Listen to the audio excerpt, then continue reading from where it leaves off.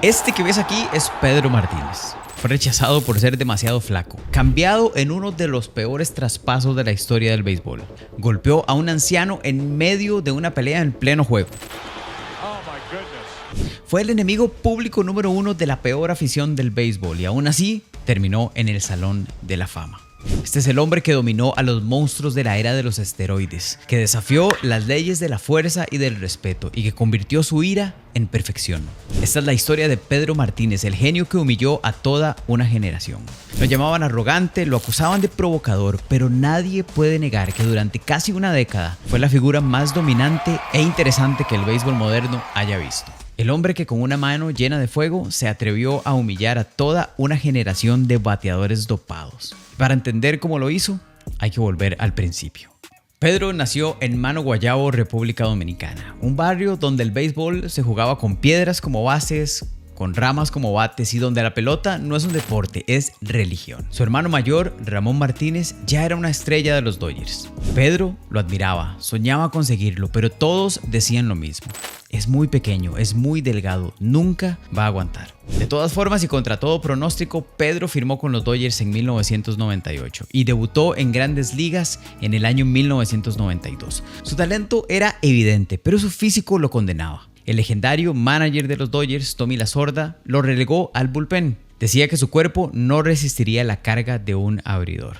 Así que en 1993 los Dodgers tomaron una decisión polémica hasta el día de hoy. Lo cambiaron a los Expos de Montreal por un jugador promedio llamado Delino DeShields. Nadie lo sabía en ese momento, pero este cambio se convertiría en uno de los peores traspasos en la historia del béisbol moderno. Pero para el lanzador dominicano fue lo mejor, porque lo que estaba a punto de hacer con los Expos haría que el mundo del béisbol se tragara sus palabras para siempre. En Montreal, Pedro encontró libertad y el béisbol encontró un fenómeno. Su recta alcanzaba las 97 millas por hora, su curva rompía la lógica, su cambio de velocidad parecía un truco de magia y su control era sencillamente quirúrgico. El 3 de junio de 1995 con los Expos, Pedro rozó la perfección. 9 entradas perfectas contra el equipo de San Diego. Sin embargo, perdió el juego perfecto en la 10ª entrada. Aún así se llevó la victoria. Esto era solo el anuncio. Este sería el mejor pitcher del béisbol por la siguiente década. En 1997, Pedro ganó el premio Cy Young con una temporada de videojuego. Una efectividad de 1.90, 305 ponches y 13 juegos completos. Sí, 13 juegos completos, una cifra que hoy parece de otro siglo. Para ponerlo en contexto, Pedro en toda su carrera lanzó 46 juegos perfectos y 17 blanqueadas, más de lo que muchas rotaciones enteras consiguen en la MLB actual.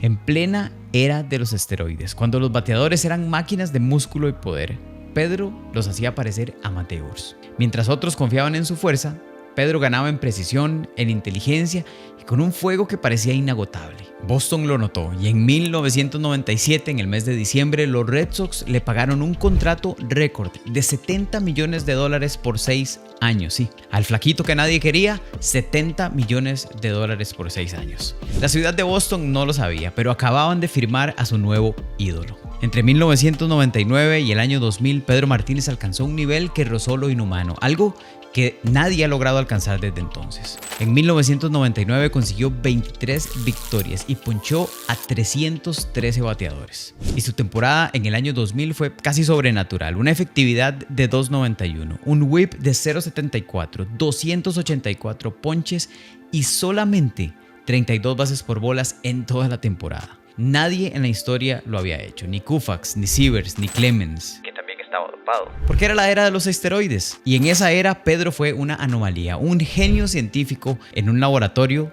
de fuerza bruta. El Juego de las Estrellas de 1999 en Fenway Park fue algo que quedó grabado en la retina de los fanáticos para siempre. Pedro enfrentó a las mayores estrellas de poder, Sammy Sosa, Mark McGwire, Jeff Powell, los ponchó uno tras otro. 5 de los primeros 6 bateadores se fueron sin siquiera tocar la pelota. Y ese mismo año, en la serie divisional contra Cleveland, Pedro demostró algo más que talento. Mostró que tenía un corazón inquebrantable. Entró como relevo en el juego 5 de la serie, con el hombro lesionado, sin fuerza, sin velocidad. ¿Y qué hizo? Lanzó 6 entradas sin hit, lesionado, de relevo. Esa noche Boston lo amó. Era talento puro y corazón de fuego. Pero ese fuego encendió también muchos incendios y para Pedro el incendio tenía un nombre específico: los Yankees de Nueva York. El equipo del Bronx era el imperio, el equipo invencible que todos querían ver caer. Y encontraron en Pedro a su enemigo perfecto. La historia de Martínez y los Yankees estuvo llena de episodios de polémica, pero ninguno tan recordado como el de la serie de campeonato del año 2003. En esa serie, la rivalidad entre estos dos enemigos históricos estaba más caliente que nunca y protagonizó una de las peleas más icónicas que el béisbol moderno pueda recordar. Pedro golpeó a Karim García en la parte alta de la cuarta entrada con un lanzamiento claramente intencional. Clemens entonces no se quedó atrás y le puso un lanzamiento cerca de la cabeza a Manny Ramírez. En segundos el estadio se convirtió en caos. Ese fue el momento en el que Tom Zimmer, coach de picheo de los Yankees de 72 años, corrió hacia Pedro para enfrentarlo. Pedro lo esquivó y lo empujó.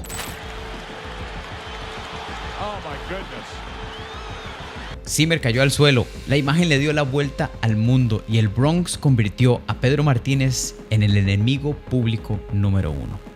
Días después, en el juego 7 de la serie, Pedro estaba lanzando una joya, 7 entradas completas y Boston lo ganaba 5 carreras a 2. Martínez, claramente cansado y ya con más de 100 lanzamientos, salió al campo para lanzar la 8ª entrada. Derek Jeter lo recibió con un doblete. Fue ahí donde el manager, Grady Little, decidió no sacar a Pedro, una movida que sigue siendo criticada hasta el día de hoy. Los Yankees lo castigaron. Empataron el juego. Pedro salió abucheado y humillado por su más icónico rival. El cuadrangular de Aaron Boone en entradas adicionales fue el golpe final. Los Yankees habían eliminado una vez más a los Red Sox. Pedro bajó la cabeza y Boston perdió a su héroe. Pero fue solo por un momento, porque un año después el destino volvió a cruzarlos en postemporada. La historia parecía no solo repetirse, sino agravarse. Boston estaba abajo en la serie 0-3. Los Yankees los estaban humillando. Nunca ningún equipo se había recuperado de un déficit así. Y este equipo de Boston no daba señal alguna de poder hacer la hazaña. Hasta que lo hicieron. Los Red Sox remontaron el juego 4 y lo ganaron en extra innings. Ganaron los juegos 5 y 6 y un año después, Pedro Martínez se encontraba en el mismo escenario, Yankee Stadium, juego 7, enfrentando a su enemigo máximo en el Bronx. De nuevo un juego de eliminación, de nuevo los fantasmas de la historia en los hombros del lanzador dominicano. 7 entradas, permitió solo 3 carreras y los Red Sox hicieron historia. De la mano de su más grande estrella lograron lo que ningún otro equipo en la historia había hecho ni ha hecho jamás. Regresaron de un déficit de 3 derrotas y lo hicieron de visita, frente al imperio, frente a la afición que un año antes se burló de ellos. Ese año, Boston ganó la Serie Mundial ante los Cardenales de San Luis. En el juego 3 de la serie, Pedro lanzó 7 entradas sin permitir carrera. Boston barrió la serie y el niño flaco de Mano Guayabo se convirtió en campeón del mundo. Después de Boston, Pedro siguió dejando huella. Firmó con los Mets de Nueva York, donde fue pieza clave de la resurrección del equipo en 2005, y aunque ya tenía menos velocidad, seguía dominando con inteligencia y precisión. El año 2009 vio la última temporada de Martínez, justamente con los Phillies. Y aunque ya no era el mismo, ese año lanzó una serie mundial más contra los Yankees. Cuando se retiró, sus números hablaban solos. 3 premios Cy Young, 8 apariciones en el Juego de las Estrellas, una serie mundial y una carrera que acumuló más de 3.100 ponches. En el año 2015, Pedro fue exaltado al Salón de la Fama del Béisbol en su primer intento y con más de un 91% de los votos. Su legado va mucho más allá del montículo. Pedro se convirtió en embajador del béisbol latino, en mentor de jóvenes dominicanos y en una de las voces más queridas en el análisis del juego. Su autenticidad, su risa, su pasión lo convirtieron en un símbolo de orgullo para toda Latinoamérica. Hoy, cuando vemos lanzadores como Yoshinobu Yamamoto intentando romper las barreras del cuerpo, de los prejuicios y de la historia, tienes que recordar que antes de ellos hubo un genio que ya lo había hecho. Uno que demostró que la precisión puede más que la fuerza y que el corazón más que cualquier sustancia. Sí, el chico que los Dodgers creyeron demasiado pequeño, demasiado flaco, terminó humillando a toda una era y elevando el nombre de su país en lo más alto del béisbol mundial. ¿Y tú qué opinas? Cuéntanos en los comentarios ¿Cuál fue tu momento favorito en la icónica carrera de Pedro Martínez? Y por supuesto, si te apasionan las historias de los jugadores que están desafiando su tiempo, que están cambiando el juego, mira el video sobre Yoshinobu Yamamoto y cómo su juego completo en la Serie Mundial nos recordó justamente el legado de lanzadores inmortales como Pedro Martínez. Por último, dale like y no olvides suscribirte a Noveno Inning, donde revivimos la historia y disfrutamos la actualidad del rey de los deportes como en ningún otro lugar.